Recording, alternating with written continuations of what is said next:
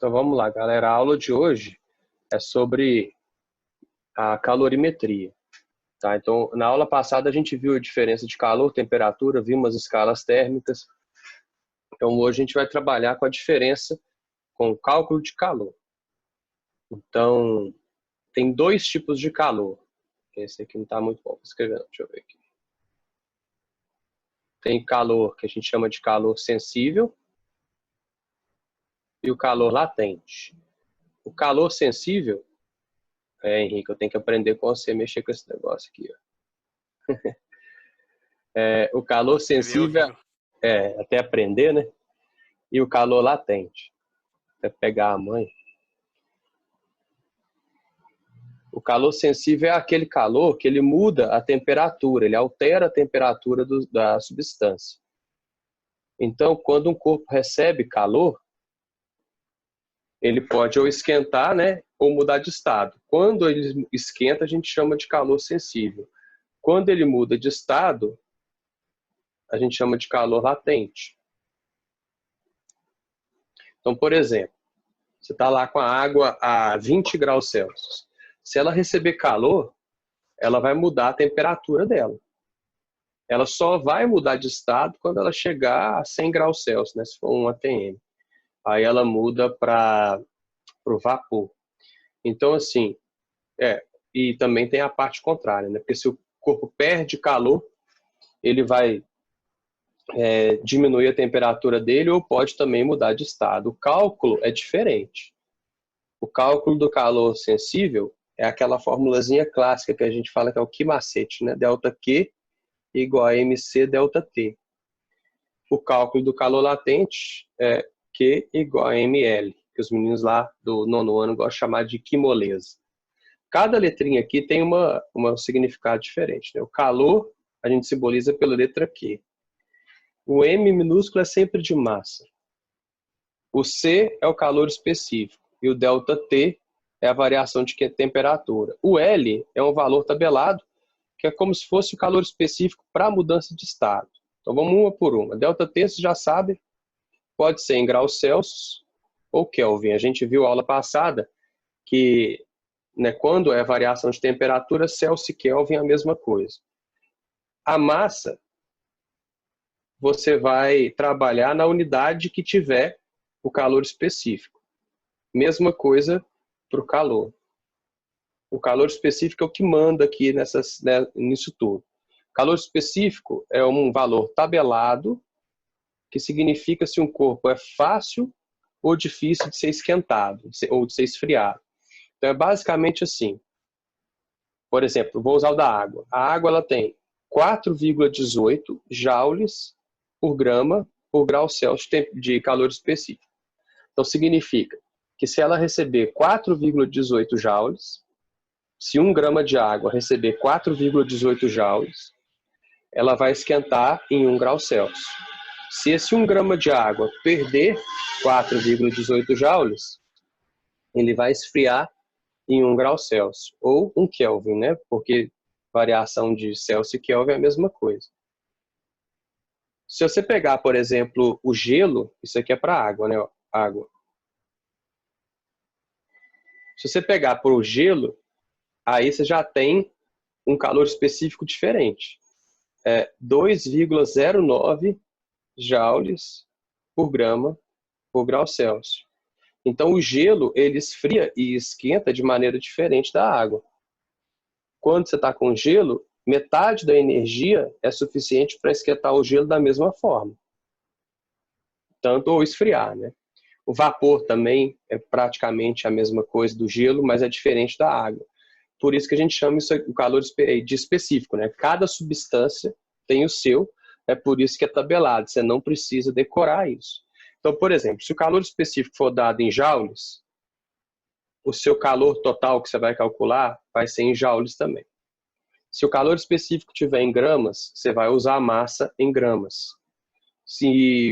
Lógico, a gente não vai ter, mas se você fosse estadunidense, você ia poder talvez mexer com a variação de temperatura em Fahrenheit. Então, o calor específico teria que ser em Fahrenheit.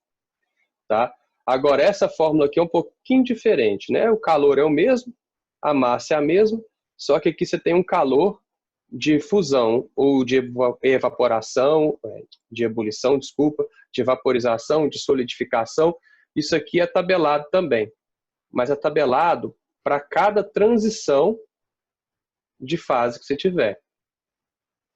Então, por exemplo, se você está mudando de gelo para água, você tem um L.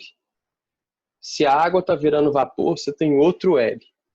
Tá? Então, por exemplo, ó, o L de fusão da água, ou seja, se você tem gelo e quer transformar isso em água, é 80 calorias por grama. Aqui aparece uma unidade nova, né? Porque, igual eu brinquei com vocês na aula passada, físico gosta de simplificar tudo, né? Para não ficar trabalhando com 4,18 o tempo todo, a gente trabalha com essa equivalência, né?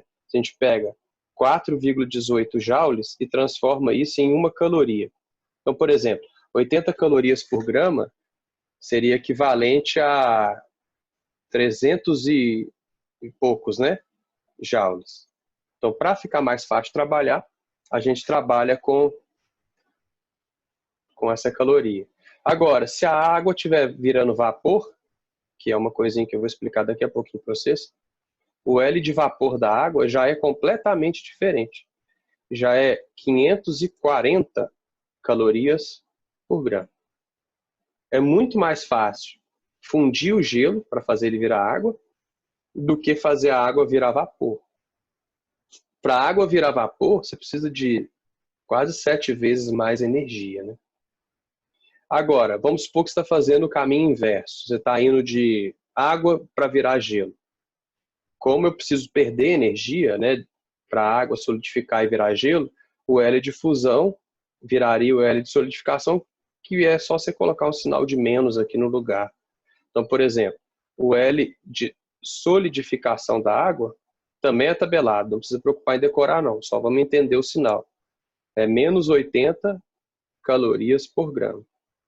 Então, o L de condensação ou liquefação da água seria menos 540 calorias por grama.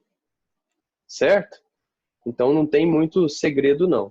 Você tem que saber identificar se o corpo está mudando de estado, aí você vai usar o calor latente. Ou se ele está mudando a temperatura dele, ou para mais ou para menos, você usa a fórmula do calor específico. Tranquilo?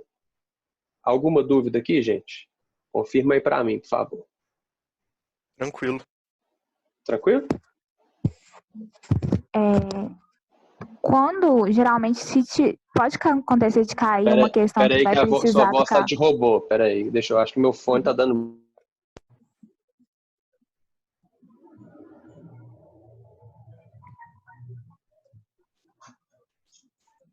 Alô? Pode ir? Tá tudo normal? Agora voltou, tava com a voz de robô aí, pode falar. Então, pode acontecer de a gente ter que usar no mesmo exercício o calor sensível e o latente, por exemplo. Pode. Alguma Pode, pessoa sim. tá fervendo alguma coisa e depois ela vai passar por mudar de estado e tal. Pode sim. Inclusive, essa é uma das maiores dificuldades dos alunos, sabe? Quando você pega um exercício que envolve tanto calor sensível quanto calor latente, às vezes o aluno esquece um ou outro, aí erra o exercício. Mas pode sim. E aí você tem que usar a noção, né, sua de mudança de estado, para saber se o corpo vai mudar na faixa de temperatura e tal, se ele vai mudar ou não de estado. Certo? Então, assim, pode acontecer sim. Mais alguma dúvida? Não era só isso mesmo. Tá, vamos olhar então, vamos passar para os estados da matéria, né? Para a gente tirar algumas dúvidas. Deixa eu ver. A gente geralmente decora, né, os estados da matéria. Eu salvei, tá? Aquele último board, então preocupa não, depois eu mando para vocês. Quais são os estados da matéria que geralmente a gente aprende lá no ensino fundamental? A gente fala em sólido, líquido e qual que é o outro mesmo? Quem lembra aí? Fala aí. Gasoso. Geralmente a gente fala em gasoso, né? Mas alguém sabe qual é o erro aí envolvido nisso? Abud, Oi. aqui depois tem como você falar de novo que é sólido, líquido e gasoso? Só pra Então, não, repassar. eu vou falar, eu vou um por um Ah, aqui. tá. Mas é só porque, É, geralmente, o pessoal fala eu acho que é sólido, porque. líquido e gasoso, né? Sim. Mas eu acho que é porque pra água virar gás é mais difícil. Eu acho que ela vira vapor, né? É Uma coisa assim. exatamente isso. Então, é assim. Do sólido, a água, por exemplo, vamos pegar a água como exemplo, que é o mais comum. Do sólido para o líquido, a água vira líquido a 0 graus, né? Do líquido, geralmente tem livro didático que traz falando que é gás, mas o gás, ele está aqui, ó. Existe um estado da matéria antes do gás chamado vapor. Então, por exemplo, a água, ela só vira só vira gás, se não me engano, a 374. Bom de estar no computador é que rapidinho a gente vê, né? Quer ver, ó? Só você procurar a temperatura crítica da água. Quer ver, ó? 374,15 graus Celsius. Então, antes de 374,15 graus Celsius, a água é vapor, ela não é gás. E existe uma diferença básica entre vapor e gás, que o gás, quando você comprime ele, ele não liquefaz de maneira alguma. E o vapor, se você comprimir ele, aumentar a pressão sobre ele, ele liquefaz, ele vira líquido. Então, esses são os estados mais comuns da matéria, né? Sólido, líquido, vapor e gás. Tem outro aqui também que a galera geralmente ignora, que a gente chama plasma? é o plasma. Agora, a gente não pode ignorar ele porque 99% da matéria do universo é plasma. Porque as estrelas estão em formato de plasma. O plasma é um gás mais aquecido. Mas vamos um por um aqui. Por exemplo, sólido. Qual que é a principal característica do sólido? Como é que vocês definiriam um sólido? Quem que se arrisca aí? Imagina que apareceu um ET aqui, ele nunca viu algo sólido na vida. Como é que você fala para ele o que é um estado sólido? Seria algo no qual as matérias, tipo assim, as moléculas estão grudadas, alguma coisa assim? Sim, mas simplifica isso. De maneira bem mais simples. Ninguém? Algo que tem um volume fixo, um volume Quase isso. imutável? Não é o volume, mas a forma. A Ah, forma é entendi. fixa. Em forma definida? A forma dele é fixa. Então, se qualquer coisa no estado sólido, a forma dele não vai mudar. Se ele tem um formato cilíndrico, ele vai continuar sendo cilíndrico e assim por diante, né? Agora, por exemplo, no líquido, a forma dele é variável. A forma dele depende do quê? Do recipiente, né? Então, o líquido ele tem a forma do recipiente que contém ele.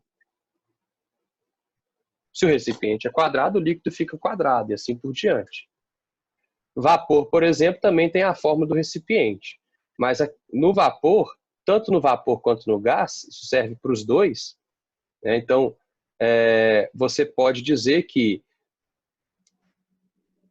eles ocupam todo o volume disponível. Essa é a grande diferença. Então, por exemplo, o líquido não. Se você colocar meio litro de água numa jarra que tem 1 litro, vai ocupar só metade. Agora, se a água estiver no estado de vapor, ela vai ocupar todo o volume disponível, tanto vapor quanto gás. Plasma também, mas plasma a gente quase não tem no dia a dia, tá? Mas diferenças básicas com relação ao dia a dia, né? Aí, se a gente for olhar microscopicamente, aqui, quem que falou mais antes? Aqui as moléculas estão bem grudadas, né? A gente tem uma alta interação entre as moléculas de um sólido. Elas estão bem grudadinhas, por isso que dá a forma física, a forma fixa, né? As moléculas estão muito grudadas, estão bem próximas umas das outras, e por isso que a forma do sólido é fixa. Já no líquido, a gente tem uma média interação. Porque para passar para líquido, você quebra algumas ligações moleculares, por isso que ele perde essa forma fixa que ele tinha no sólido. No vapor e no gás, né, você tem uma baixa interação quase nula. Então, aqui, ó, vamos só... Eu quero... Aí, essa... Tá, tô aprendendo ainda a mexer com esse trem, de calma. Aqui você tem uma baixa interação. E aqui você tem nenhuma interação.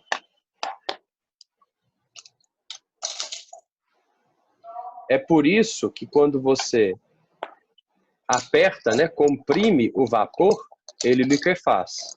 Porque ainda tem uma certa interação entre as moléculas. Então ele liquefaz. Camille, muta seu microfone que a gente está ouvindo você beber alguma coisa. Liquefaz sob alta pressão. Aqui não. Continua gasoso.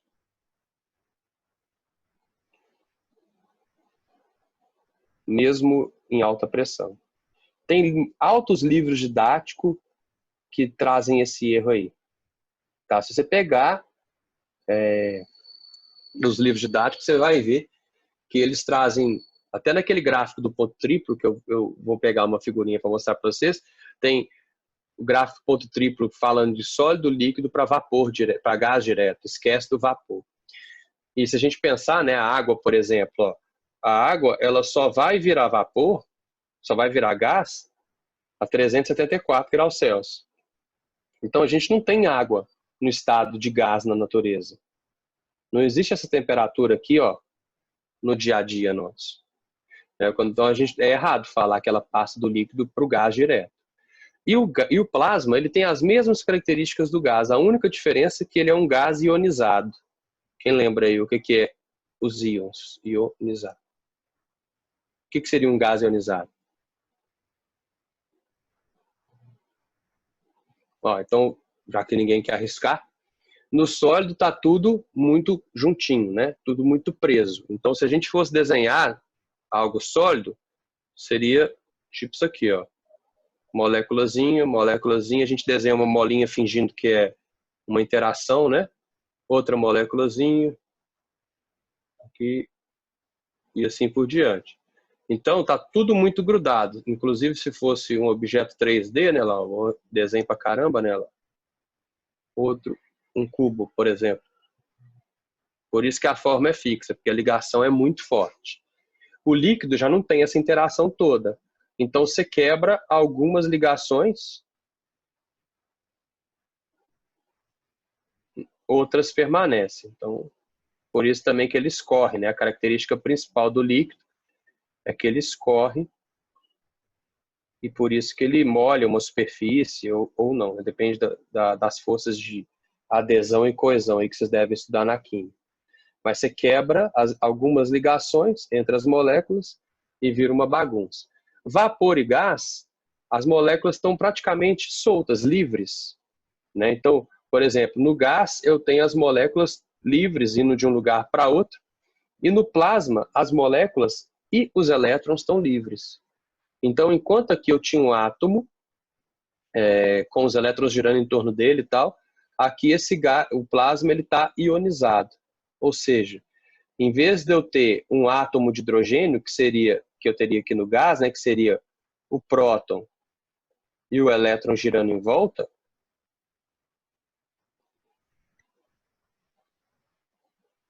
ó que legal, eles tiraram o meu limite de 40 minutos para ligação. Bacana, acabei de receber uma notificação aqui. Apareceu aqui na tela. Recebeu também? Aham. Ah, bacana. Acho que é por causa do coronavírus. Eu mandei e-mail pedindo lá para eles e eles tiraram. Bacana. Obrigado, Zoom. Caridade. Nossa, tá dando voz de robô no vocês direto. Que saco isso. Deixa eu tentar ligar o meu microfone sem ser pelo Bluetooth. Rapidinho. Beleza. Vou pegar o cabinho dele aqui.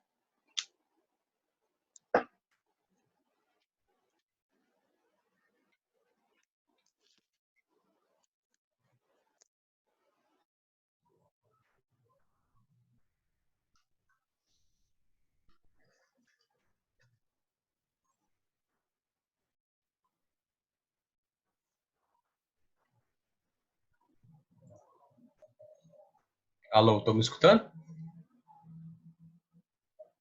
Tô. Sim, Eu tô. Tá, então beleza, agora ficou melhor. Eu liguei sem ser no Bluetooth, peguei o cabinho aqui, então tá de boa. Dá pra escutar, né? Então, olha só. Aqui, enquanto eu tinha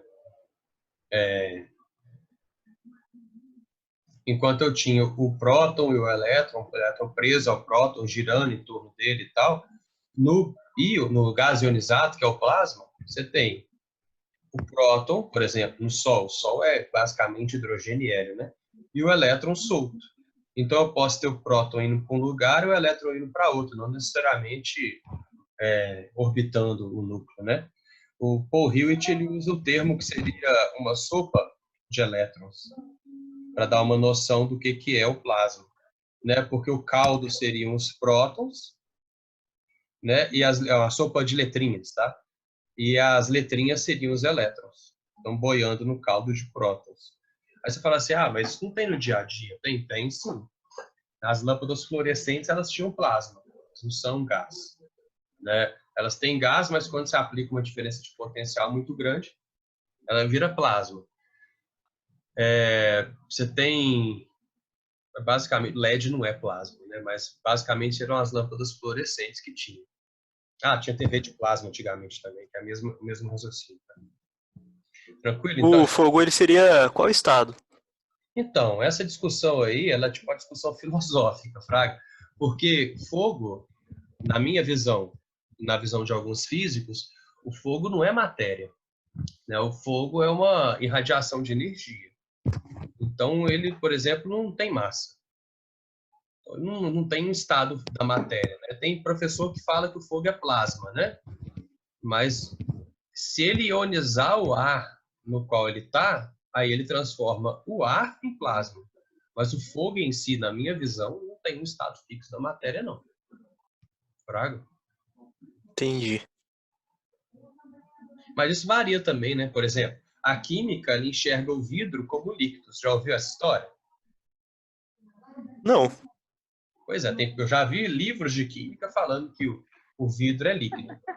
Tá? Mas, por exemplo, na física, existem dois tipos de sólido. Sólido cristalino, que é isso que eu desenhei aí em cima, né? E tem um sólido que seria um sólido amorfo. Sólido amorfo, por exemplo, é o vidro, a borracha e tal. O que é um sólido amorfo? Quando você olha ele no microscópio, você não vai ver uma estrutura tipo essa bonitinha. Você vai ver as coisas ligadas em formas completamente aleatórias.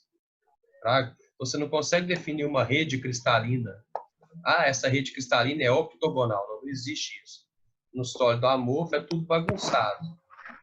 Então, por exemplo, ele tem umas propriedades, tem a propriedade de elasticidade, esse tipo de coisa, mas se você for chamar o vidro de líquido, você vai ter que chamar a borracha de líquido, você vai ter que chamar um tanto de coisa de líquido. Então, tem sólidos que são cristalinos e tem sólidos que são amorfos, na visão da física. Então, depende muito da ciência que você está trabalhando, entendeu? Entendi. Tranquilo, gente? Então, olha só. Deixa eu mostrar aqui para vocês a figurinha que eu queria mostrar. Que era o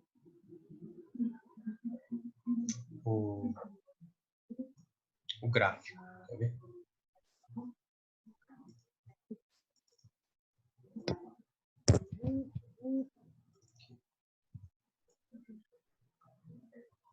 Estão vendo aí o gráfico? Sim. Então, olha só. Dá pra ver Esse direito. gráfico... Tá dando pra ver, não? Agora melhorou. Mas tá Melhorou? aí. Ô, Abud, Melhor. Oi, diga. aqui, eu posso sair e depois eu volto? Pode, só você entrar no mesmo link. Tá, é por causa que eu tenho que ensinar meu primo um dever, ele acabou de chegar aqui em casa. Tranquilo, pode sim. Amanhã vai ter de novo ou não? Não, eu vou gravar essa Aham. coisa e amanhã eu vou deixar online para vocês, tá? Ah, não, beleza, certinho. Obrigada. Tá, tchau, então. Até mais. Tchau. Olha só, galera. Aqui a gente tem o gráfico clássico, que é o gráfico do ponto triplo, né? Então, sólido, líquido, vapor e gás. Eu custei achar isso aqui porque parece que os livros brasileiros tratam bastante o vapor como se fosse gás mesmo.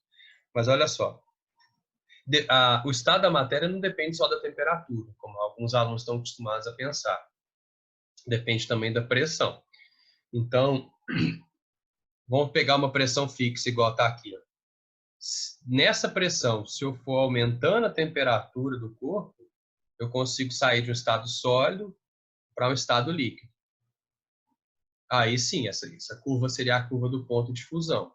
Se eu for aumentando e tal a pressão, eu consigo passar direto do estado líquido para o estado de gás. Mas eu tenho que ter uma pressão muito alta. Agora, se eu tiver uma pressão mais baixa, olha o que acontece. Eu passo do estado sólido para o estado líquido, do estado líquido para o estado de vapor, depois do estado de vapor para o gás. Só depois que eu passo da temperatura crítica, que cada substância tem a sua, é que eu vou ter o estado gasoso. Se eu tiver numa pressão muito baixa, né, por exemplo, eu não passo nem pelo estado líquido, eu passo direto do estado sólido para o estado de vapor. Então isso acontece muito no universo. Tipo gelo seco? Mas aí o gelo seco é para a nossa temperatura ambiente, né? Gelo seco é CO2, né? CO2 congelado, né? E a gente fala gelo seco. Mas no universo, por exemplo, o estado líquido não é tão comum, porque ou você tem pressões muito baixas ou você tem temperaturas muito altas. Então, assim, ou a substância ela existe no estado sólido ou existe no estado de vapor e gás e plasma. Mas se você reduzir muito a pressão, você passa direto do estado sólido, mesmo para a água, direto para o estado de vapor. Sabe aqueles cafés solúveis? Não sei se vocês já tomaram, são horríveis, em que você mistura Sim. com água quente e tal. Para você obter aquele estado do café, você pega uma câmara de descompressão e tira a pressão total lá de dentro e a água ela evapora, ela vira vapor rapidamente, aí sobra só o café. Praga, você não aumenta a temperatura demais para não estragar o café, então você faz essa transição aqui direto. Praga, é uma maneira de obter aquele grão lá, que ninguém deveria tomar, que é horrível. Né? Agora, olha só. Então, o gás... falei do CO2, né? O CO2 ele tem uma temperatura crítica relativamente baixa. É cerca de 32 graus Celsius para o CO2. Então, por exemplo, dependendo da temperatura ambiente, o que sai do cano de descarga de um carro pode ser vapor de CO2 ou pode ser gás de CO2, se estiver passando dessa temperatura. É bacana, né? Agora, tem substância que tem a temperatura crítica muito baixa. Então, quer ver de curiosidade? Vamos pegar aqui. Temperatura crítica do... Vamos pegar do hidrogênio.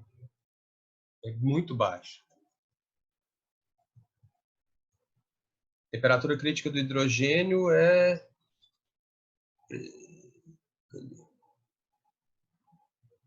20,384 Kelvin. Então, assim, é muito baixo. É muito difícil você obter o hidrogênio no estado de vapor, por exemplo, e quase impossível no estado líquido. Né?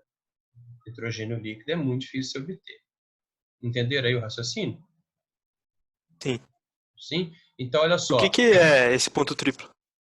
O ponto triplo é uma determinada pressão e uma determinada temperatura.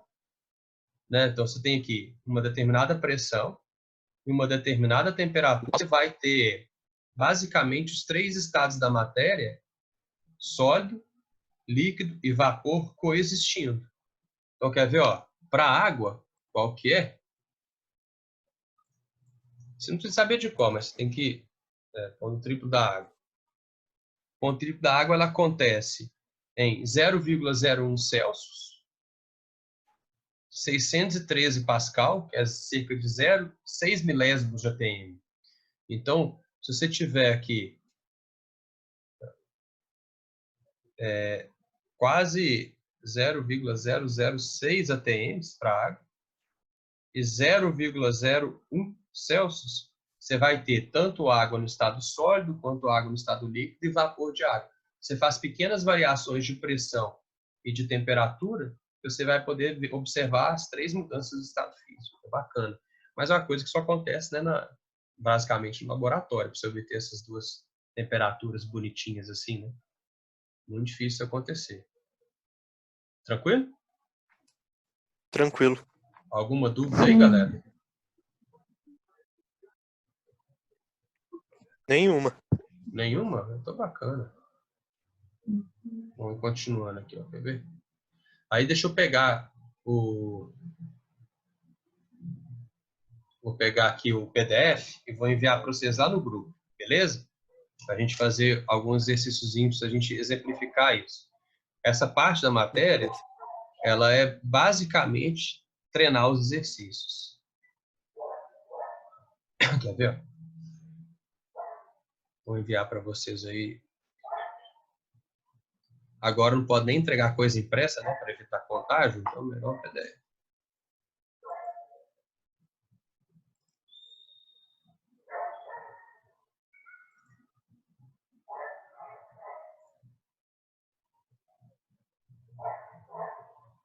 Receberam aí? No grupo? Aham. Baixa Sim, aí. chegou.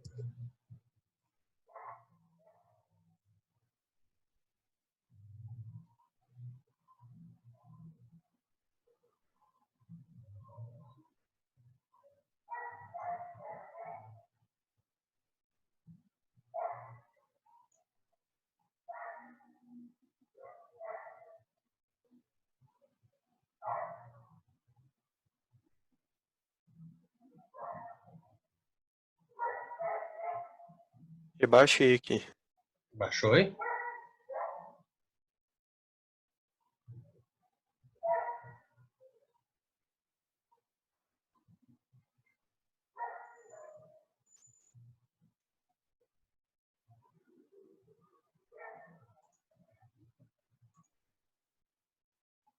Quem baixar já pode abrir aí. Tem como o Zoom ele funciona minimizado no celular? Tem alguém pelo celular ou tá todo mundo no computador? Porque eu tô pelo computador. Zoom. Eu tô O pelo PDF tá pelo celular, celular. mas Eu também tô pelo eu tô celular. vendo. Será Eu que não dá? consegui. Dá pra sair sem pausar, o áudio continua. Ah, então beleza. Então menos mal. Mas se não der também, eu compartilho a imagem do PDF, aí vocês vão acompanhando pela imagem. Tá tranquilo.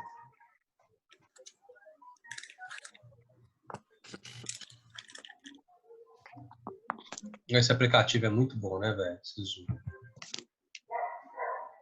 É melhor que o Skype. Ah, eu preferi ele. Pode ter esse Tem negocinho. Tem limite de pessoas por reunião, Abud? Se você não pagar, 100 pessoas. Ah, Dá para nossa, usar mas é isso um aí. número É grande, né? bem grande. Igual eu falei com as escolas, dá para elas pagarem também e usar isso aqui, né? Pelo menos Não agora. compensa. Compensa, pelo menos até os cursinhos também, né? Pode adotar isso, porque é uma boa. Também Não, acho. é uma sala de cursinho.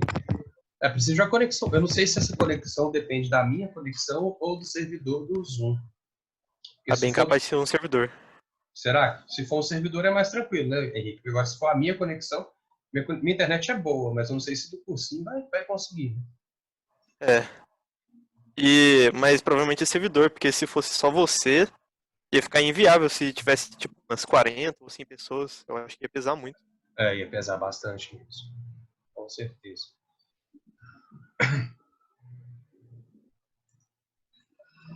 Vamos lá? Olha só. Todo mundo conseguiu abrir aí? Sim. Sim? Peraí que eu tô acabando de imprimir a folha. Ah, gente chique é outra coisa, né? Nossa. Acho que uma impressora não funciona mais não. Ela morreu tem tempo já. E a minha nem é decente. Pode ir. Pode ir? Olha só. Essa primeira aqui, que a Milena gosta, né? Que é do EER. Isso aqui é da aeronáutica, né? Provavelmente. 2 porções de líquidos A e B, de substâncias diferentes, mas de mesma massa, isso aqui é importante, a mesma massa, apresentam valores de calor específico respectivamente iguais. Então, essa substância aqui, ela precisa de 0,58 calorias por grama para esquentar em 1 grau Celsius. Essa aqui esquenta de maneira mais difícil, 1 caloria por grama para cada grau Celsius que eu quiser subir. Se ambas receberem a mesma quantidade de calor, sem, contudo, sofrerem mudanças de estado físico, então elas não sofreram mudança de estado físico, ou seja, calor sensível, né? Podemos afirmar corretamente que, então, eu vou introduzir nessa e nessa a mesma quantidade de calor. Essa aqui, obviamente, vai esquentar menos, não vai? Essa segunda substância do que a primeira. Porque a primeira esquenta de maneira mais fácil. Então, a porção do líquido A sofrerá maior variação de temperatura do que a porção do líquido B. Por quê? Porque elas têm a mesma massa.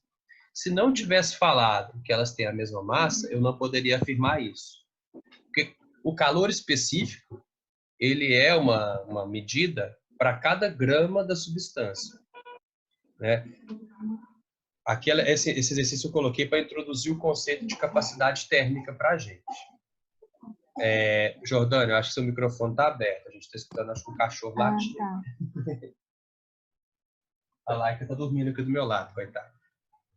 Então, olha só. Quando eu falo de calor específico, eu estou especificando 1 grama do material. Se não tivesse falado que os dois têm a mesma massa, não teria como eu falar quem esquenta mais ou quem esquenta menos. Porque imagina só, vou usar esse cantinho aqui para explicar. Se eu tivesse água, mas eu tivesse um copo com 100 gramas de água e tivesse um potão com 1 litro de água, eu não poderia falar que os dois esquentam da mesma forma. Os dois têm o mesmo calor específico, né? Se os dois são água, aqui teria 1 caloria por grama por grau Celsius. Mas, obviamente, a lógica nossa leva a gente a pensar que aqui demora mais a esquentar do que aqui, né? Isso aqui demanda mais energia do que isso aqui, concorda? Então, eu preciso de um outro conceito para explicar essa mudança, já que o calor específico é o mesmo.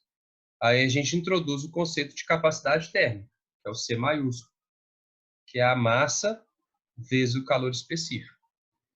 Então, esses dois corpos, eles têm mesma massa. Então, a capacidade térmica deles é diferente. Coloca um valor qualquer, finge que os dois têm 100 gramas, né? Só para a gente calcular. Qual que seria a capacidade térmica desse carinha aqui? Só fazer a conta desse de cá. Vou chamar ele de... Esse aqui é o líquido A, né?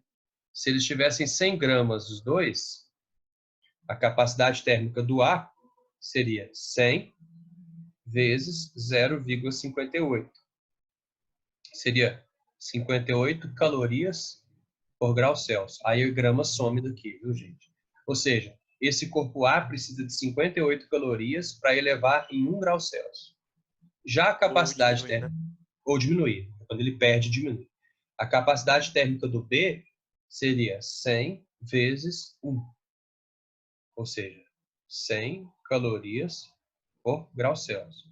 Se os dois recebem a mesma quantidade de calor, então, obviamente, o primeiro, que precisa de menos energia para esquentar, vai esquentar mais. Certo? Resposta é a letra A. Tranquilo? Geralmente a capacidade térmica é usada como forma de comparação. Tipo isso mesmo. Você vai comparar os dois, né? Às vezes, nem sempre, não precisa ser necessariamente só comparação, sabe? Porque, olha só, tem exercício que te traz, em vez de falar o calor específico do material, pode te falar direto a capacidade térmica. Então, imagina só, tem lá, o que acontece muito é assim, tem uma vasilha que tem um líquido lá dentro. Aí ele fala que o calor específico do líquido é X. Só que ele não fala o calor específico da vasilha, ele fala assim, a capacidade térmica dessa vasilha, desse calorímetro, né, que é o termo chique para falar vasilha, é Y. Então, em vez de falar o calor específico, fala direto a capacidade térmica. Porque você não sabe quanto que é a massa da substância, nem o calor específico dessa vasilha. Você sabe só quanto é a capacidade térmica dele. Então, aquela formulazinha que a gente está acostumado a usar, que é MCzinho ΔT, você pode também usar como se fosse a capacidade térmica vezes o ΔT. E a capacidade térmica é isso aqui, né? Esse Mzinho, Czinho aqui, ó, é justamente a capacidade térmica do material. Então, pode aparecer durante o exercício não o calor específico, só pode aparecer direto a capacidade térmica. Ah, tá, entendi. Entendi. Tranquilo? Sim. Alguma dúvida, gente? A mais? Pode perguntar. Nenhuma. Vocês estão caladinhos só porque está online? Prestando atenção, ué. Ó, vamos lá, vamos continuar. Segundo aqui.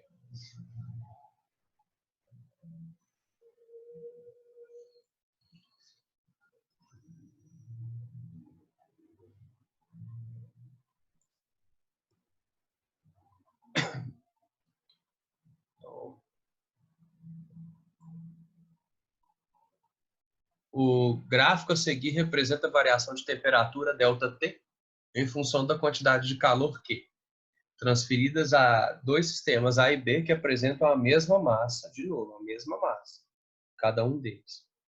Então, ó, aqui eu forneci, por exemplo, 1000 calorias, tanto para o A quanto para o B. Vamos pegar essa curva aqui. Ó. O B não chegou a variar 10 graus Celsius, igual o A. Com as 1000 calorias, o A variou 10 graus Celsius e o B variou menos. Pega um ponto, 2000 calorias, olha só. Com 2000 calorias, o B variou 10, mas o A variou 20. Então, qual que é a conclusão que eu posso ter disso aqui? Ó, se eu fornecer 4000, o B varia 20, enquanto o A varia 40. O que eu posso chegar? Qual que é a conclusão que eu chego aqui? A variação dele é 2 vezes maior. Você pode fazer as contas, Você pode fazer as contas, por exemplo. Igual eu falei, ó, esse exercício aqui a gente pode trabalhar com capacidade térmica direta. Por exemplo, qual que é a capacidade térmica do A? Você faz C, Czão A, ΔT. Vamos pegar esse último aqui. 4000. Forneci 4000 calorias para o A. Aí a capacidade térmica dele eu não sei quanto que é. Mas o ΔT dele foi 40. Então, CA vezes 40 dá 4000. Então, a capacidade térmica do A é 4000 sobre 40. Corta um zero com o outro, isso dá 100. 100 calorias por grau Celsius. Se eu fizer a mesma conta para o B, eu vou ver que a capacidade térmica dele é diferente. Olha lá, vou fazer ΔQ igual a Czão D vezes ΔT. Vou pegar aqui, ó. Pode fazer em qualquer ponto, tá, gente? Mas eu vou fazer no mesmo ponto para ficar mais nítido. 4000 é igual a Czão D vezes o ΔT. Mas para 4000, o B só variou 20. Então, a capacidade térmica do B é 4000 sobre 20. Corta, corta. Vai dar 200, né? 200 calorias por grau Celsius. Ou seja, você não precisava fazer você não precisava fazer essa conta. Mas, se você tivesse já essa maldade, né, de olhar só para as variações, lembrando que a massa é a mesma. Mas, se você quiser garantir, você olha, faz a conta e vê que a capacidade térmica, ó, a capacidade térmica do corpo A em relação ao corpo B é 2 vezes menor. Não quer dizer que o corpo A é mais volátil que o B? Volatilidade a gente tem a ver com evaporação, né? Aí a gente tem que ver para outras faixas de temperatura. Mas a gente pode falar que o corpo A esquenta mais fácil e esfria mais fácil que o corpo B. Isso a gente pode afirmar. Então, olha só, outra maldade que a gente pode ter. Através da inclinação da reta, a gente também pode falar que a capacidade térmica do A é menor que a capacidade térmica do B. Aí a inclinação é inversamente proporcional à capacidade térmica. Quanto menor a capacidade térmica, mais inclinada essa curva vai ser. Porque o corpo esquenta mais fácil, então a temperatura vai aumentar mais rápido. Então, se eu tivesse um outro corpo com uma capacidade térmica menor do que o A, a reta seria mais inclinada ainda. Então, a inclinação é inversamente proporcional à capacidade térmica. A gente escreve assim, né? C elevado a menos 1. Só para falar que a inclinação é inversamente proporcional à capacidade térmica. Certo? Então pode generalizar, né? Tipo, vai ser sempre função afim com Sim, a capacidade sim. térmica. A capacidade térmica ela sempre vai ser inversamente proporcional à inclinação. Se o gráfico for, né, de ΔT em função de caloria. Geralmente é, né? Geralmente é. Tranquilo? Mais alguma dúvida? Tranquilo. Nenhuma.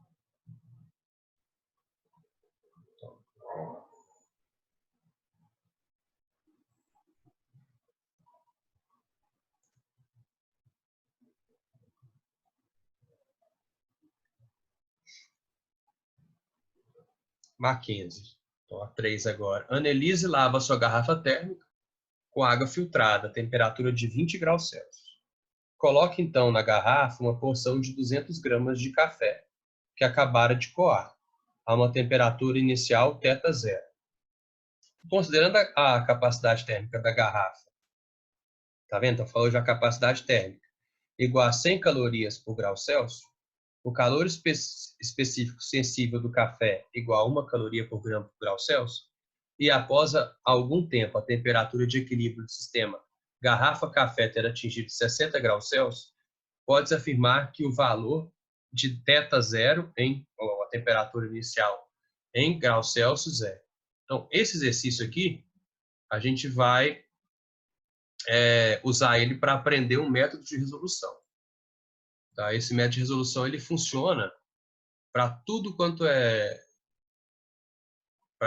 exercício de equilíbrio térmico. Vamos imaginar o seguinte. Vou dar um exemplo aqui com dois corpos. Se eu tenho um corpo A e um corpo B, e meu sistema é só o corpo A e o corpo B, a maioria dos exercícios é assim, né? O sistema é fechado, a troca de calor vai acontecer só entre os dois. Vamos supor que a temperatura do corpo A é maior que a temperatura do corpo B.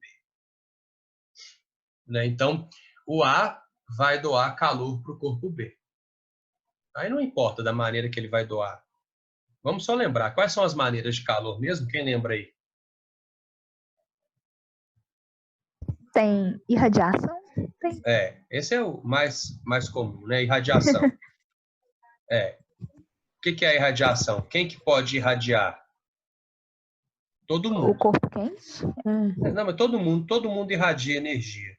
Basta você ter temperatura que você vai perder calor. Se você estiver no meio mais frio que você vai perder calor. Se você estiver num meio mais quente que você ganha calor, né? Mas a irradiação, todo mundo irradia. Todos os corpos irradiam. Qual outro? Isso aí a gente aprende lá no ensino fundamental. Quem lembra aí?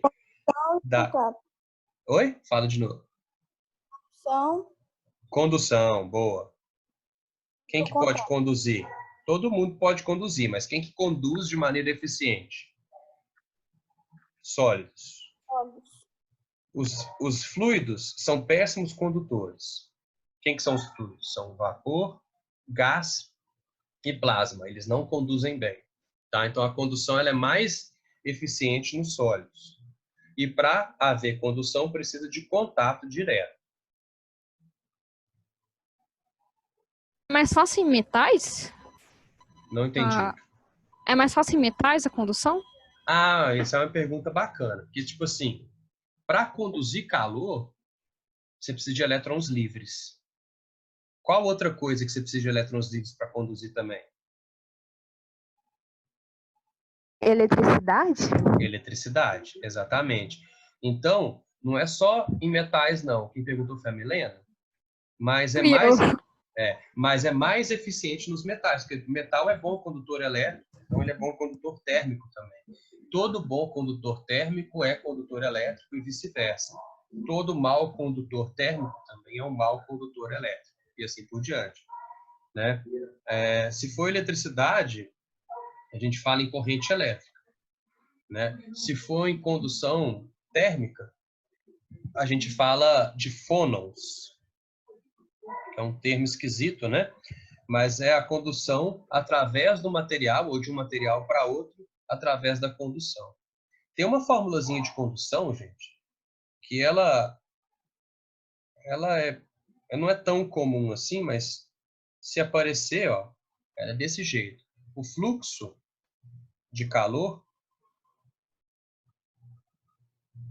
é igual à condutibilidade do material, que é um valor tabelado,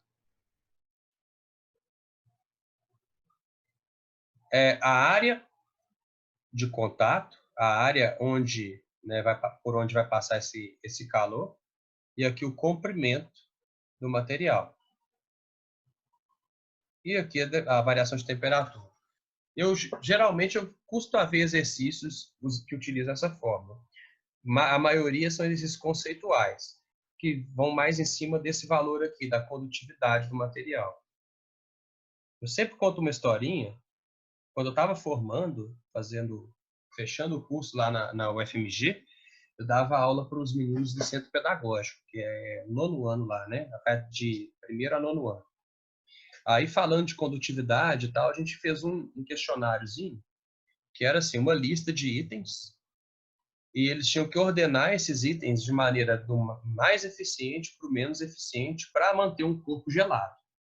Tinha uma historinha que falava assim: você está indo numa excursão com a escola, você tem um refrigerante que está gelado, você quer deixar ele gelado. Dada a lista abaixo, em quais materiais, né, você ordene do mais eficiente para o menos eficiente, os materiais que deixariam o seu refrigerante gelado por mais tempo. E aí é interessante, a maioria dos alunos associa as coisas, tipo, que você faz blusa de frio, lã, tecido, algodão, essas coisas, acha que o negócio esquenta o material. Então, todos eles colocavam a blusa de lã em último, porque achava que se embrulhasse o refrigerante na blusa de lã, o refrigerante ia esquentar. É interessante isso, né? Muita gente acha que o cobertor, por exemplo, esquenta a gente. O cobertor não esquenta. O cobertor, ele só o quê? Ele tem uma condutividade baixa, então ele impede que seu corpo perca calor para o meio externo. O jornal, papel, né? Tudo isso é um mau condutor térmico. Então ele impede essa perda de calor por condução, né? Então é uma coisa que as pessoas às vezes associam, né? A blusa de frio vai me esquentar. Não vai te esquentar. Um exemplo que você pode dar é o seguinte: vamos supor que você está na rua, começa a chover, você molha inteiro, você está todo molhado, frio pra caramba e tal, você chega em casa. Se você tirar a roupa, se secar e embrulhar no cobertor, você vai passar mal, porque seu corpo está frio. Você embrulha no cobertor, você não vai ganhar calor do meio externo. Você vai ter uma hipotermia. Você precisa o quê? Na hora que você chegar em casa, tomar um banho quente, para você absorver essa energia da água, né, essa energia térmica da água, ficar mais quente que você, e depois você pode embrulhar no cobertor para ficar quentinho, porque ele vai isolar você termicamente do meio externo, né? Outra coisa que a gente pode mostrar para o aluno são as roupas que a galera usa no deserto, né? As roupas de quem mora no deserto são grossas. Elas impedem que você ganhe calor do meio externo, né? Em vez de você ficar lá a 50 graus, que é a temperatura do deserto, você vai ficar a 36,5, que é melhor do que 50. Certo? Então, assim, é uma formulazinha que aparece mais conceitualmente do que de conta. E a outra qual que é? Qual que é a outra maneira de calor aqui que existe? Convecção, né? Convecção. Essa convecção aqui ela pode acontecer onde?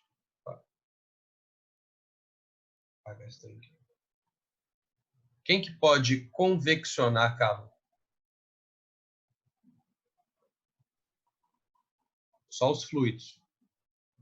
Porque isso aqui depende de transporte de massa. Então, sólido não vai conveccionar calor nunca. O exemplo mais clássico que tem da convecção é quando você coloca água para esquentar no fogo. Aí o fogo esquenta a panela por condução. E aqui embaixo você vai ter uma água quente. E a água é péssima condutora de calor. Eu falei para vocês, o fluido não conduz bem. Então, eu vou ter uma região quente, a temperatura vai aumentar. A gente viu na aula passada que quando a temperatura aumenta, o corpo ele dilata. Essa porção de água aqui ela vai subir. E como ela dilata, lembra que densidade é igual a massa sobre o volume. Se o volume aumenta, a densidade diminui. Então, a tendência dessa porção de água é subir. Lá em cima, a gente tem uma água que é fria em comparação com a água de baixo. A tendência dessa água fria, no momento que a água quente começa a subir, é descer para ocupar o lugar dela. E aí eu vou criando uma corrente de convecção. O interessante é que a convecção ela é sempre de cima para baixo, de baixo para cima. Então, é de cima para baixo ou de baixo para cima. Por exemplo, aqui eu coloquei a fonte de calor aqui embaixo, né? Estou dando energia para o meu sistema. Qual que é um exemplo que eu vou ter que preocupar de cima para baixo? Aqui é de baixo para cima, né? Onde que eu posso ter uma convecção que começa de cima e vai para baixo? Que todo mundo briga durante a aula, o tempo todo.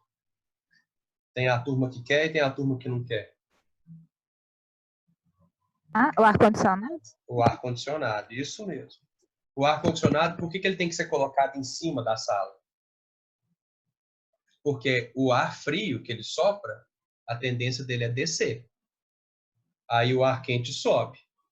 Se eu coloco o ar-condicionado na parte de baixo da sala, eu não vou criar essa corrente de convecção. Eu só vou ter uma região de ar frio, né, na parte de baixo. Na parte de cima da sala vai continuar quente sempre. No aquecedor, você tem que colocar na parte de baixo, porque ele vai soprar ar quente, o ar quente sobe, o ar frio desce, mesma coisa que acontece aqui. Então, essas três maneiras de calor, né? Irradiação, condução e convecção. Bom, olha só. Qual que é o exemplo clássico que a gente tem nos livros didáticos para mostrar como é que você barra essas três maneiras de calor? Quem que lembra? Ah, tá ruim demais esse desenho, peraí. É a garrafinha, não é? A Garrafinha térmica, né? Isso mesmo. Como é que a garrafa térmica funciona? Vamos pensar numa garrafa térmica ideal. É aquela garrafa térmica em que você vai ter o interior dela espelhado.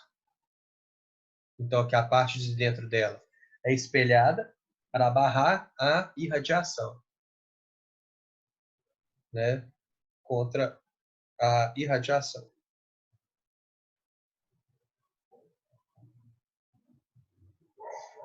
No interior da garrafa térmica, o ideal é que você tenha duas paredes, né? E entre essas paredes, o ideal é que você tenha vácuo.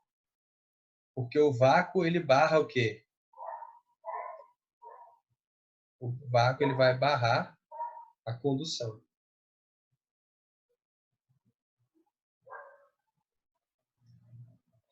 E, né, a condução e a convecção. Aqui dentro, se você colocar um líquido quente, vai ter convecção, não tem problema. Porque a convecção, ela só vai... Por que o vácuo barra a condução? Porque a condução não é de um corpo sólido para o outro. Faz sentido. Né? Não tem como o calor passar de uma parede para outra, né, se dentro dessas paredes não tem matéria.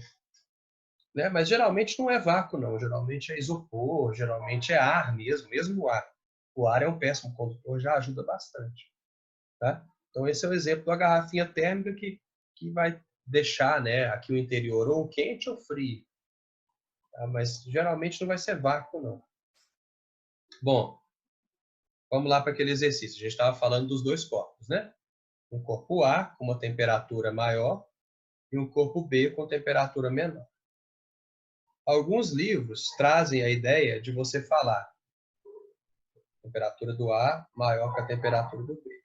Alguns livros falam assim, o ΔQ do A vai ser igual ao ΔQ do B. Isso é verdade. Todo o calor que o A forneceu, o B vai absorver.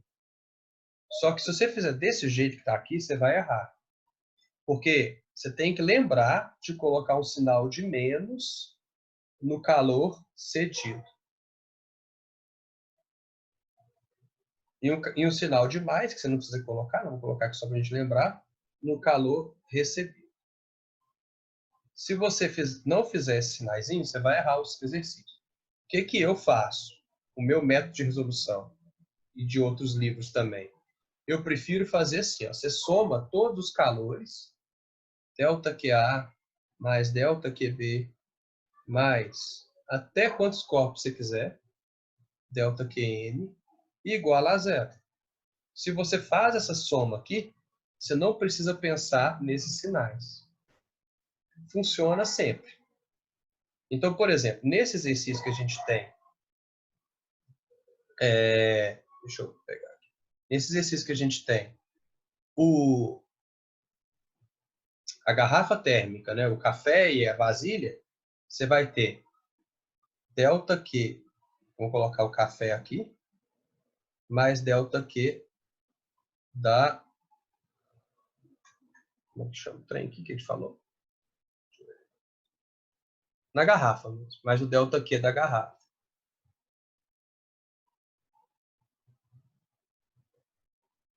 É igual a zero. Você não precisa pensar em quem está quente, quem está frio e tal. Bom, o café você tem a massa dele, o calor específico dele e o ΔT dele. Agora, da garrafa térmica foi dado a capacidade térmica da garrafa e a gente vai descobrir a variação de temperatura da garrafa. Então, vamos lá. 200 gramas de café. Eu vou colocar aqui 200. O calor específico do café é 1. O ΔT do café é a temperatura final menos a inicial. A final está aqui, 60 graus Celsius. A inicial é o que eu quero descobrir, que ele mandou a gente chamar de θ0. Mais capacidade térmica da garrafa, que vezes o ΔT, que é a mesma coisa. É igual a zero.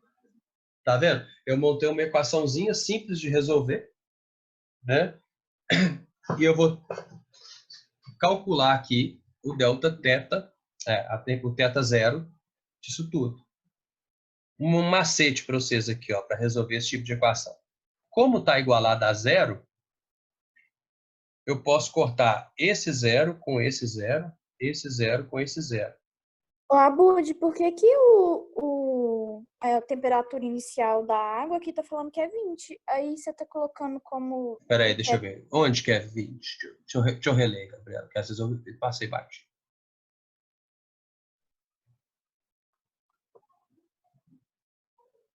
Não, tá certo. Então vamos apagar aqui,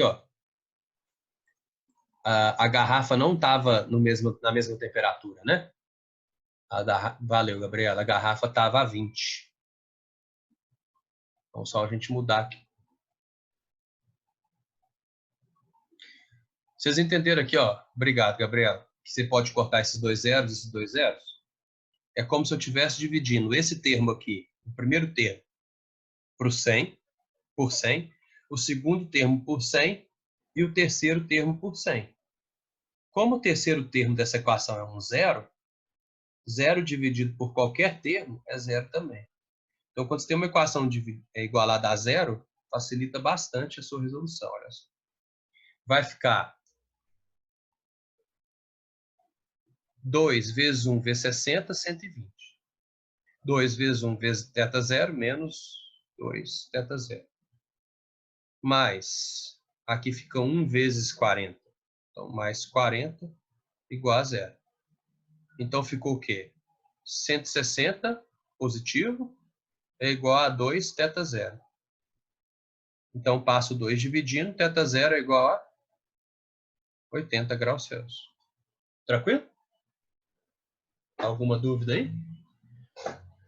Só tem que tomar cuidado que em alguns exercícios você tem, mesmo tendo 2 corpos só, você vai ter 3 calores envolvidos. Acho que foi a Jordânia que perguntou no comecinho da aula, né?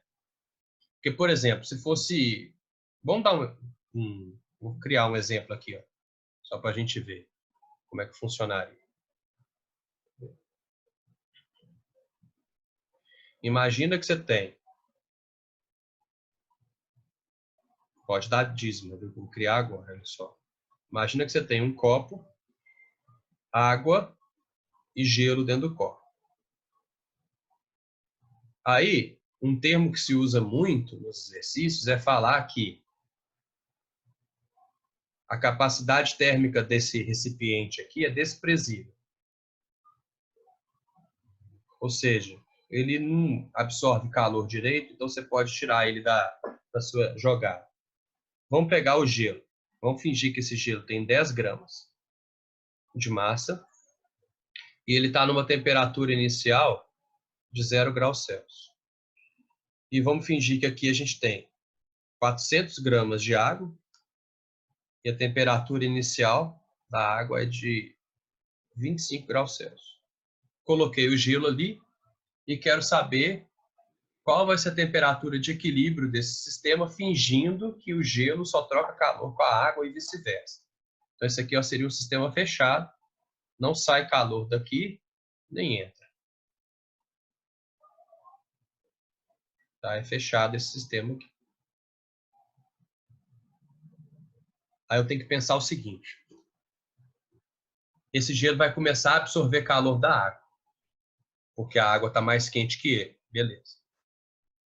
Depois que esse gelo derreter, ele vai virar água. E aí a água proveniente desse gelo vai absorver calor dessa água que está aqui, que já existia no copo. Então tem 3 copos, na verdade. Eu tenho a água a 25 graus Celsius. Eu tenho o gelo. E esse gelo, ele vai virar água. Quando ele virar água, qual que vai ser a temperatura dessa água, gente? Quando eu tenho uma Pode falar. É temperatura de equilíbrio, não é? Entre os 2 corpos. Não, olha só. Imagina que nem tivesse essa outra água aqui. Só gelo virando água. Quando o gelo derrete na pressão de 1 atm, ele derrete, qual que é a temperatura da água logo depois que o gelo derreteu todo? 0 graus? 0 graus. Por quê? Aula de química. Vamos lá. Como é que funciona aquele gráficozinho de temperatura em função de calor? Lembra da aula de química aí? Vai aumentando a temperatura, você vai fornecendo calor, vai aumentando a temperatura. Quando eu chego na temperatura de fusão, por exemplo, eu continuo fornecendo calor, mas a temperatura não muda, né? Aí aqui eu teria o estado sólido, aqui eu teria o estado sólido mais líquido, e só depois que o sólido some é que a temperatura volta a subir, né? Estão lembrados disso? Então, se o gelo estava a 0 graus, ele derrete, ele vai virar água a 0 graus. Esse que é o raciocínio. Então, aqui, ó. Aqui eu vou ter um ΔQ para essa água, vou chamar de corpo 1. Aqui 2 e aqui 3. Então, vai ser ΔQ1 mais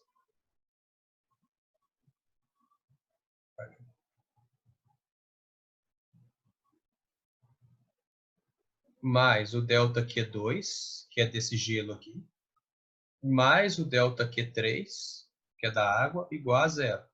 Então, você separa, para você não errar, né? É bom fazer uma tabelinha. Bom, aqui de massa, eu tenho 400 gramas. A temperatura inicial dessa água é 25 graus Celsius. E a temperatura final dela é exatamente o que eu quero descobrir, que é a temperatura de equilíbrio. Eu vou chamar de X. Aqui a massa de gelo é 10 gramas. Que vai ser também a massa de água, quando o gelo derreter, a massa não varia. Aqui eu tenho um L de fusão, que o exercício traria para a gente, que é 80 calorias por grama. E depois que a água vira, que o gelo vira água, ela vai assumir o mesmo calor específico que eu tinha aqui.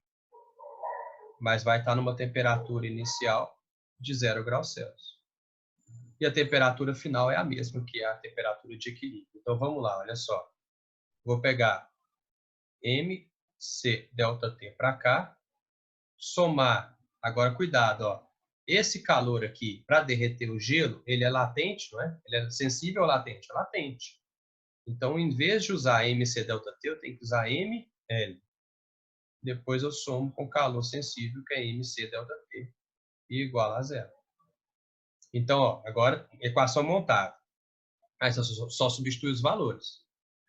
Então, 400, vezes o calor específico da água, que é 1, vezes temperatura final, menos a inicial, mais a massa de gelo, que é 10, vezes o calor latente de fusão, que é 80, mais a massa da água que veio do gelo, 10, vezes o calor sensível, que é 1, vezes a temperatura final, que é a mesma. O que eu quero é achar isso aqui, ó, temperatura de equilíbrio, x menos 0 igual a 0. Fechou, acabou a equação. Ó, como eu tenho 3 termos, eu posso cortar um zero de cada um. Não dá para eu cortar 2, porque aqui só tem um zero. Então eu posso cortar um daqui e um daqui. E aí agora é só resolver, ó. Vai ficar 40 vezes 1 vezes x, 40x. 40 vezes 1 vezes menos 25. Vou deixar aqui, depois a gente faz a conta. Mais 10 vezes 8, 80. Mais 1 vezes 1 vezes x. X. 1 vezes 1 vezes 0 dá 0 mesmo. Então, 41x menos 40 com 25 dá quanto? 400, né? 400 mais 80 igual a 0. 41x menos 320 igual a 0. 41x é igual a 320. X é igual a 320 sobre 41. Quanto que dá isso? Já que eu estou no Windows, né, que a calculadora é rápida. Deixa eu fazer. Ixi, parou de gravar, que pai. Ferrou. Tava gravando, aí parou e voltou. Agora eu voltei, porque devo ter apertado alguma coisa que parou de gravar. Esse separado só em 2 arquivos. Mas aí perdeu a explicação toda, né, desse trem. Deixa eu só pesquisar onde é que ele salva isso. Esses arquivos gravados. Não sei ver se ele salvou também.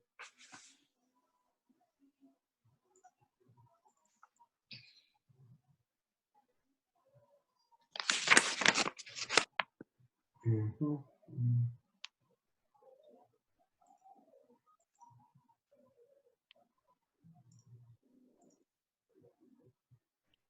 Peraí, rapidinho.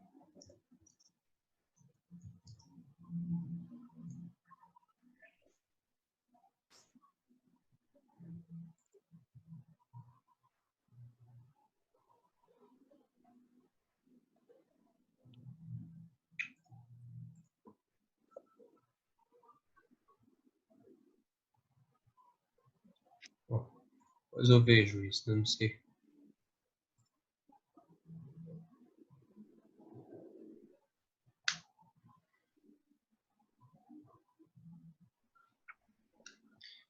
Depois tem que ver onde que ele salva.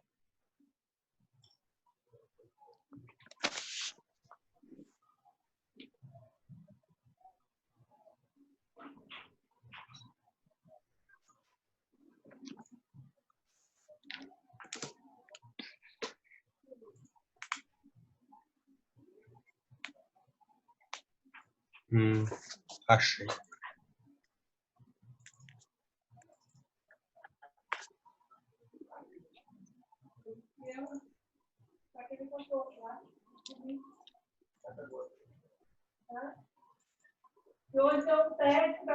Bom, vamos lá, gente, ó.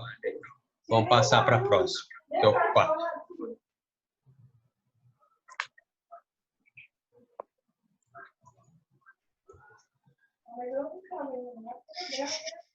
Vamos lá.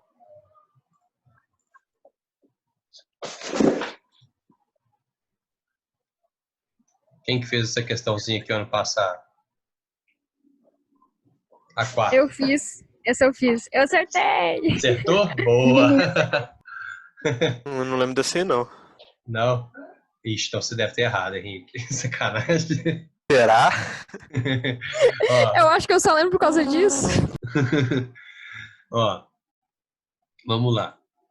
Em uma aula experimental de calorimetria, uma professora queimou 2,5 gramas de castanha de caju crua para aquecer 350 gramas de água em um recipiente apropriado para diminuir as perdas de calor. Com base na leitura da tabela nutricional a seguir e da medida da temperatura da água, após a queima total do combustível, ela concluiu que 50% da energia disponível foi aproveitada. O calor específico da água é 1 caloria por grama por grau Celsius. E sua temperatura inicial era de 20 graus Celsius. Qual foi a temperatura da água em graus Celsius medida no final do experimento? Você vai olhar aqui. Ó, a quantidade de porção de 10 gramas para 2 castanhas. Ela nos fornece 70 quilocalorias. Então, são 70.000 calorias para cada 10 gramas de castanha. Então, já tem uma maneira fácil de errar aqui, né? Porque você tem 2,5 gramas só. E lá embaixo você tem 10 gramas, né? Então, faz a regrinha de 3. 10 gramas de castanha de caju me fornece 70 quilocalorias. 2,5 gramas, isso mesmo, me fornece X, é 1/4. Se você fizer a continha, vai dar 70 vezes 2,5 dividido por 10. Corta um zero de cima com um zero de baixo. Vai dar 7 vezes 2,5 dá quanto? 7 vezes 2 dá 14, mais metade 17,5 quilocalorias. Certo? Essa é a quantidade de energia que eu vou ter queimando 2,5 gramas de castanha de caju. Então, esse aqui é o nosso ΔQ. Já guarda aí esse valor.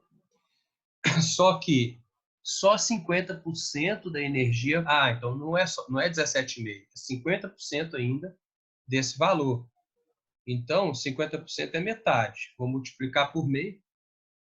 Vai dar 25, 37, com 3, 8,75 quilocalorias. Beleza. Então, isso aqui é o meu ΔQ. Vamos lá. Vamos para o quadro branco agora. Quer ver?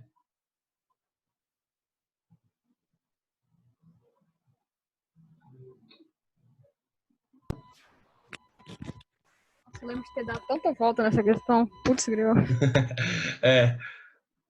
Meio share. Achei. Então, vamos lá.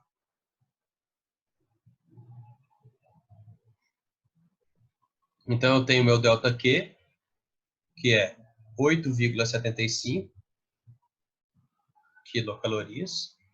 Eu tenho a massa de água dessa questão, que são 350 gramas.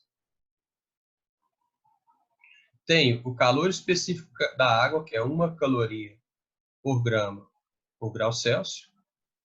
E tem a temperatura inicial da água, que é de 20 graus Celsius. Aí é só você fazer o que macete. 8,75 vezes 10 a 3. Cuidado, né? Quilo. Quilo é 10 a 3. É igual a 350 vezes 1 vezes a temperatura final menos a inicial. Então, aqui, ó, eu posso fazer 8.750 é igual a 350, que multiplica t menos 20. Corta um zero daqui e um zero daqui. Dá para simplificar antes de fazer essas contas, né, gente? Não dá para dividir por 5 os dois lados? Sim. Acho que é melhor do que ficar fazendo essas contas aí. Aí 8 por 5 dá 1, sobra 3. 37 por 5 dá 7, 175. 35 por 5 dá 7, t menos 20. Então, 175 igual a 7t menos 140. Então, vou passar para cá, vai ficar 315 igual a 7t. T igual a 315 sobre 7. Então, T vai ser 45, eu acho. 31 por 7 é 4. Sobra 3. 35, isso. 45 graus Celsius. Exatamente. Então, vai ser... Eu também consegui acertar. Acertou lá? Achei aqui Letra no C. caderno. Achou no caderno? Boa. Aham. Letra C, então. Tranquilo, gente? Alguma dúvida? Não, de boa.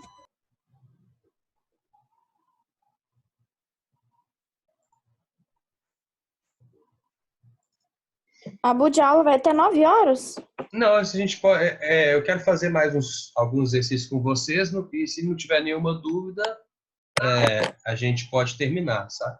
E aí você fica os exercícios para casa, e amanhã a gente pode complementar essa aula e fazer alguns exercícios, tirar dúvidas, fazer um plantão online com vocês.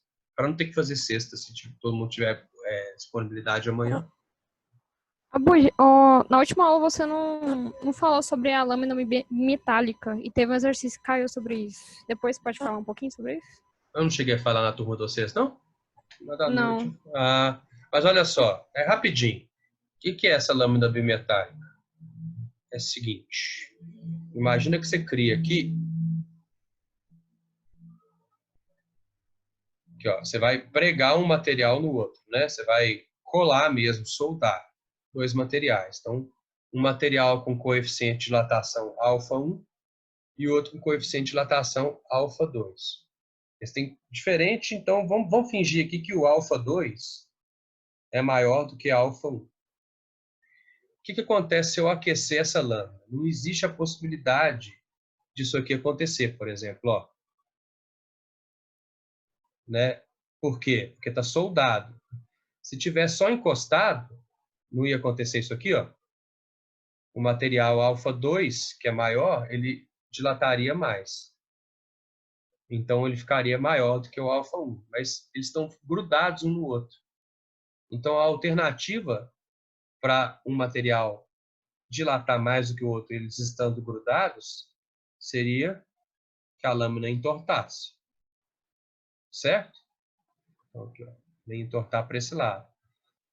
O lado do alfa 2 é maior em comprimento do que o lado do alfa 1. Por isso que ele entorta para esse lado. E se eu resfriar, acontece o contrário. Porque se eu fosse resfriar, ia ficar assim, né? Ó. Só que não existe essa possibilidade, porque está grudado no outro. Então, ia ficar assim.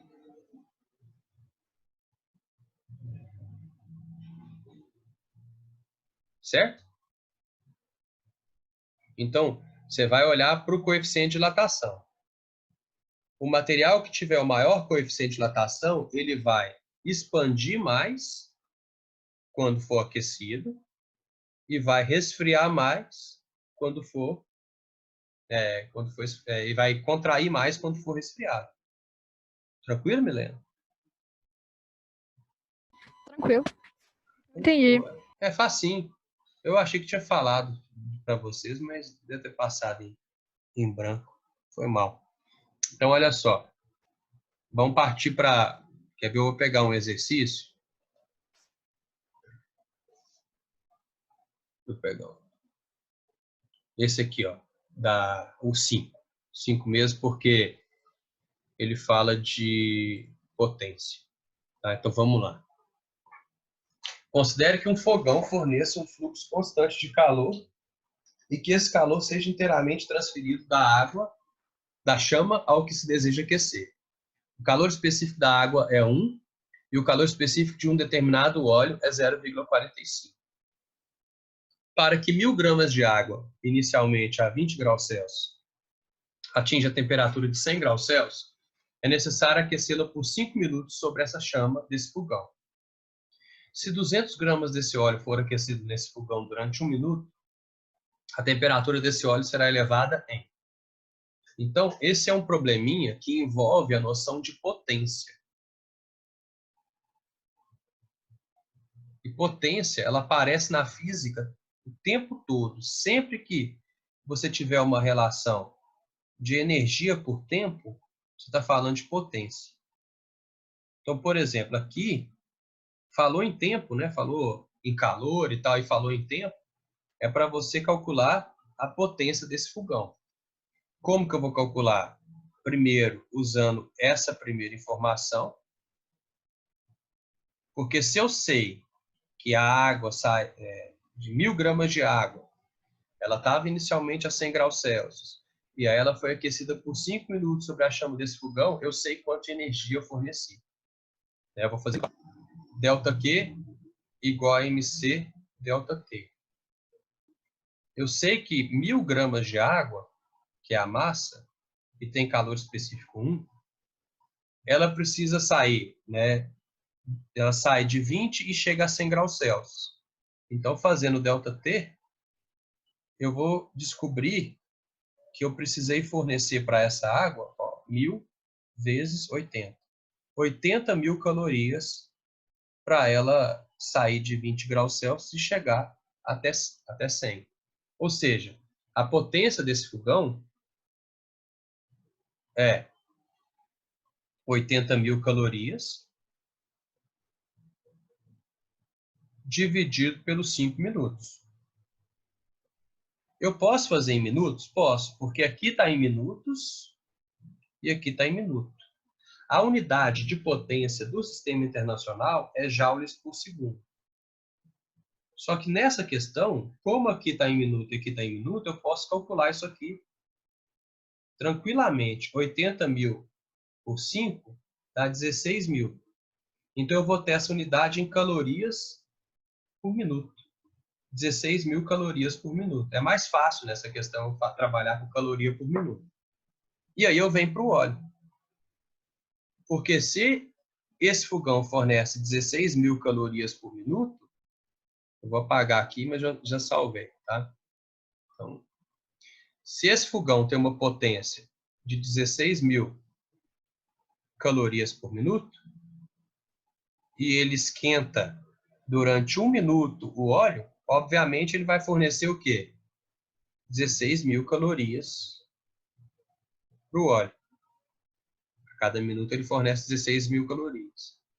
Então, ΔQ igual a massa de óleo, que é 200, vezes o calor específico do óleo, que é 0,45, vezes o ΔT. O ΔQ é 16.000, que é igual a 200 vezes 0,45, dá 90, vezes ΔT. Então, aqui eu sei que o ΔT desse óleo, pode cortar um zero de cada lado, dá 1.600 por 9. O ΔT, então, vai ser de, vamos lá de novo na calculadorazinha,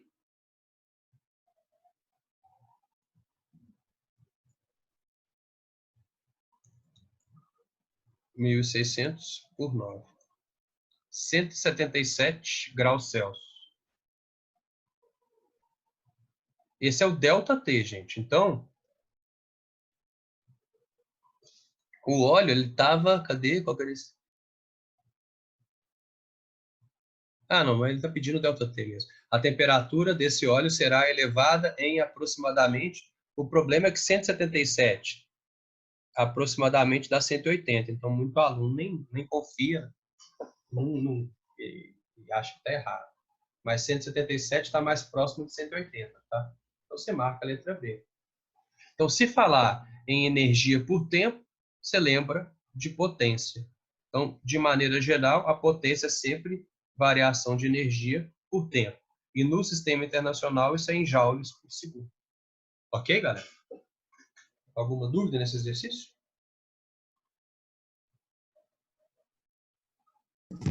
Não, nenhuma Não? dúvida. Tranquilo, então. Tem gente caladinho demais aí. Não falou nada e tal. Espero que não esteja dormindo. Verdade. Tá todo mundo acordado, né? Dá uma olhadinha aí na lista e vê se vocês querem que eu faça algum exercício aí.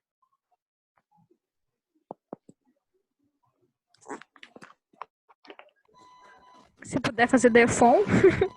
Ah, adora, né? Deixa eu ver. Qual que é a defon aí?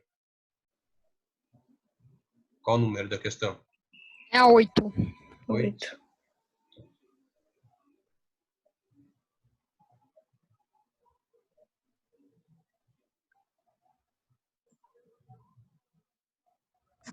A última também, a 10, que é do Mackenzie, Podemos fazer também. Vamos lá.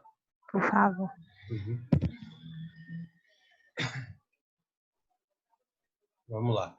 Em um recipiente termicamente isolado, 100 gramas de gelo a menos 20 graus Celsius e 300 gramas de água a 65 graus Celsius são misturados. Após se alcançar o equilíbrio térmico, a temperatura de equilíbrio é aproximadamente tantos, né? Aqui está em Kelvin só para encher o saco da gente, porque como a gente está trabalhando com variação de temperatura, Celsius e Kelvin é a mesma coisa, então não precisa se preocupar. Mas vamos pensar aqui. Eu tenho gelo a menos 20 graus Celsius. O que eu preciso fazer primeiro? Quando esse gelo começar a receber energia, o que vai acontecer? Ele vai chegar a 0 graus Celsius.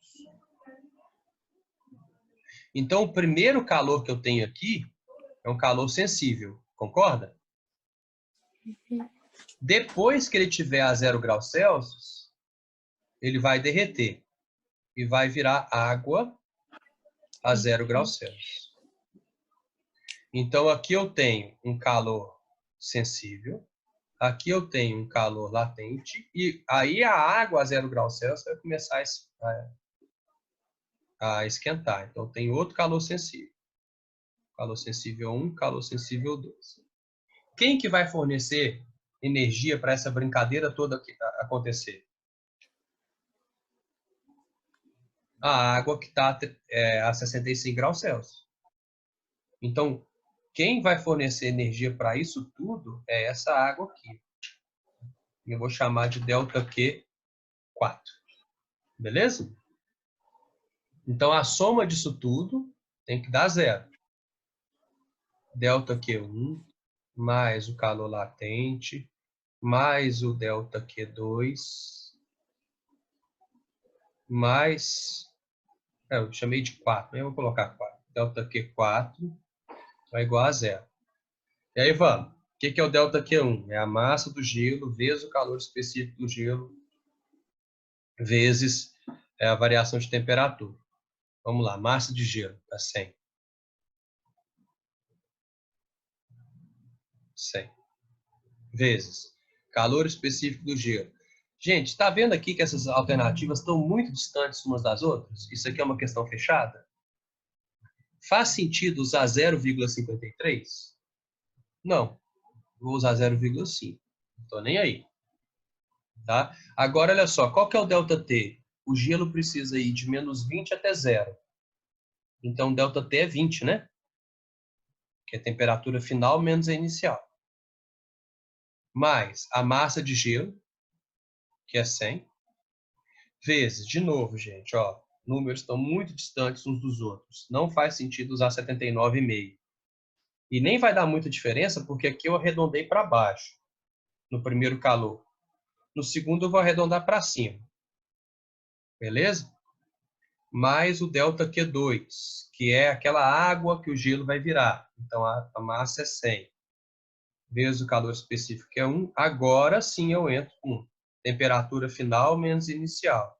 Eu quero saber quando que vai, até quanto de temperatura vai. Mais o ΔQ 4, que é essa água aqui, ó, que está a 65 graus Celsius. 300 vezes 1, vezes temperatura final menos 65, igual a 0. Dá uma equação grande, mas não é difícil de resolver. Né? Então vamos cancelar, ver quantos zeros dá para cancelar. Dá para tirar dois zeros de cada termo. 1, 2, 1, 2, 1, 2. Beleza, agora a gente resolve. Meio vezes 20, 10. Mais 80. Mais 1 vezes 1 vezes t, t. Mais 3 vezes 1 vezes t, 3t. 3 vezes 1 vezes menos 65, menos 195, igual a 0. Então, vamos pegar aqui, ó. 4t. Aqui tem 90, aqui tem 195, menos 105, igual a 0. Então, fica 4t igual a 105. T igual a 105 sobre 4. 105 sobre 4 dá 26, né? 26. 26? 26, alguma coisa, né? Confere? Conferir aí. 26,25. Como a gente arredondou, não tem problema, né? Tranquilo? Complicado, né? Porque são 3 calores. Você tem o calor do gelo a menos 20, calor do gelo a 0, calor da água a 0 e o calor da água a 65. Mas entenderam a resolução? Aham. Sim. Tranquilo. Tranquilo, né não, Helena? Eu sei que é boa de serviço. Tranquilo de entender. Ah, bom. Aí sim. Vamos lá, ó. Agora.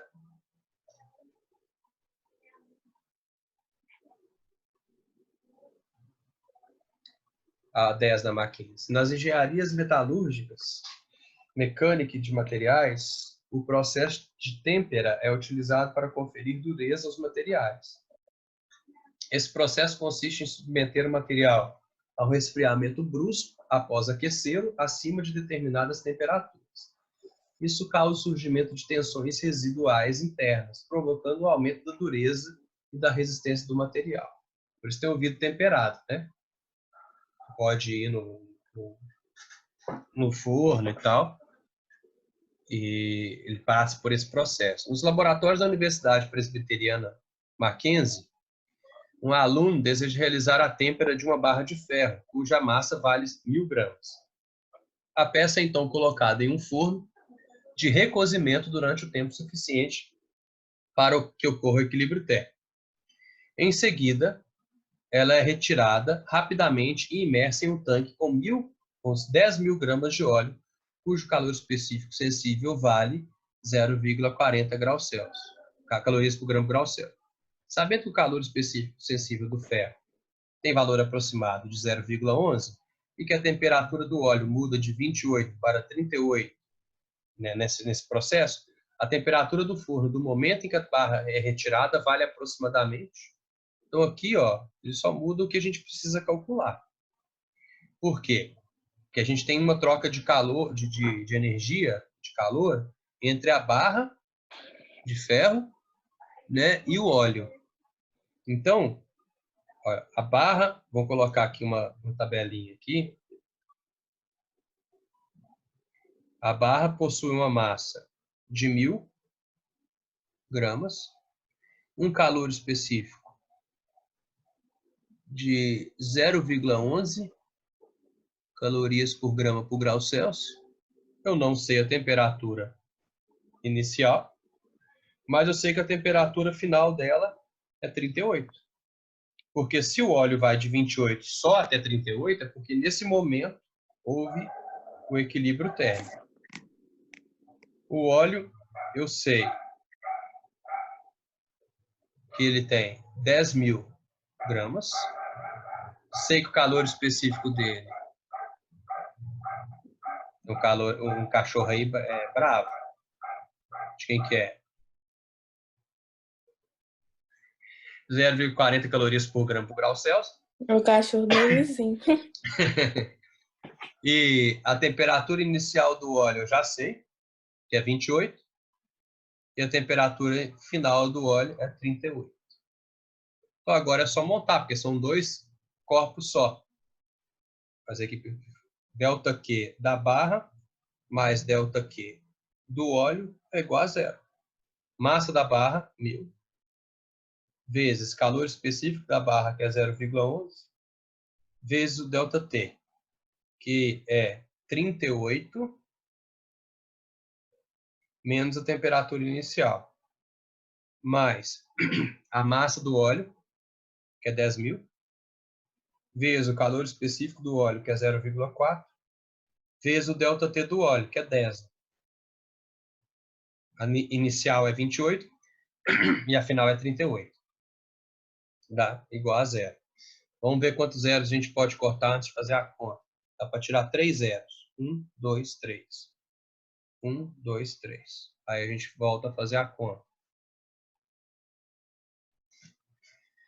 Então, 0,11 vezes 38 dá... Preguiça de fazer. Vamos aproximar para 0,10.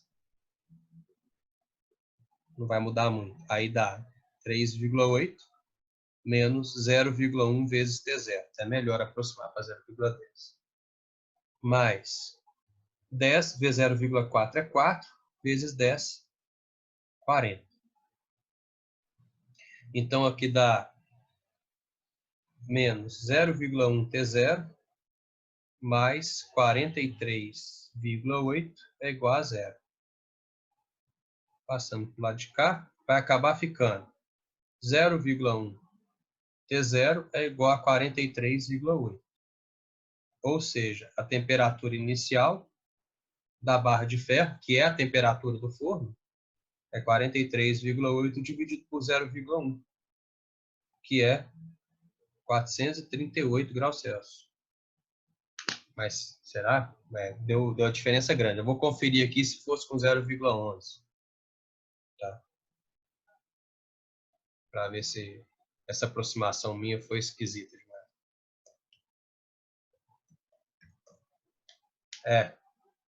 É porque aproximei mesmo. Porque esse número aqui... Peraí, deixa eu ver. 0,11 fez 3,8. Aqui eu fiz a conta errada, né? Foi mal aqui, gente. Ó. Não, vezes 38, tá certo. Daria 4,18. Então essa aproximação minha mudou bastante. Tá? Mas você achou 438, você vai marcar 400, né? Você não vai marcar 500, né, gente? Certo? Alguma dúvida aí? Quem que pediu essa do Mackenzie? Fui eu, Jordane. Eu tenho só uma pergunta. A gente sabe que na variação de calor da barra, que a temperatura final é 38, porque essa é a temperatura máxima que o óleo chega. É por isso. Exatamente.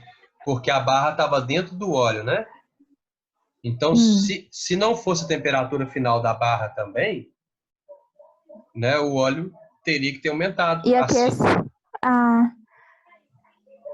Então, como o óleo está em contato com a barra, a temperatura final tem que ser 38, que é o momento que o óleo parou de ganhar calor da barra. E aí você pode deduzir, então, que essa é a temperatura de equilíbrio. Entendi. Certo? Certinho. Mais alguma dúvida, gente? Não. Não? Não. Então, tranquilo. Olha só. O resto das questões vocês vão tentar fazer aí na sua casa, hoje ainda. Amanhã, em vez de ter a aula virtual, a gente faz um plantãozinho rápido para resolver o que vocês quiserem. dessa lista e da lista também, a lista extra, da apostila de exercício extra. Tranquilo? Uhum. Beleza. Qual que vai ser mais ou menos o horário amanhã? Amanhã a gente tinha marcado para as 3 horas. Todo mundo pode? 3 Ah, horas? Eu posso. Pode? Sim. De boa, 3 horas. Então, beleza. 3 horas a gente... Ah, pera aí. A Ana Clara tá pedindo para mostrar a Laika no final do vídeo. Pera aí. Laika, cadê você? Laika, vem cá. Sobe aqui. Sobe aqui. Vem cá. Vem cá. Nada. Ela não gosta de colo, aí é difícil de pegar. Olha lá. Olha lá. Olha lá o pessoal, Laika. Olha lá. Ai, ai. Olha lá, Laika, Ai, pessoal. gente, tudo que eu queria era um cachorro agora na quarentena. É bom demais. Ai, Que linda! O neném. é o nenenzão. Pera aí, Laika, você tá embolado no fio do microfone. Pera aí, meu bem. Só estourar o negócio.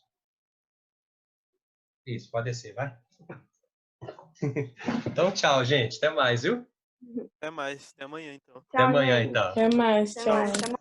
Tchau.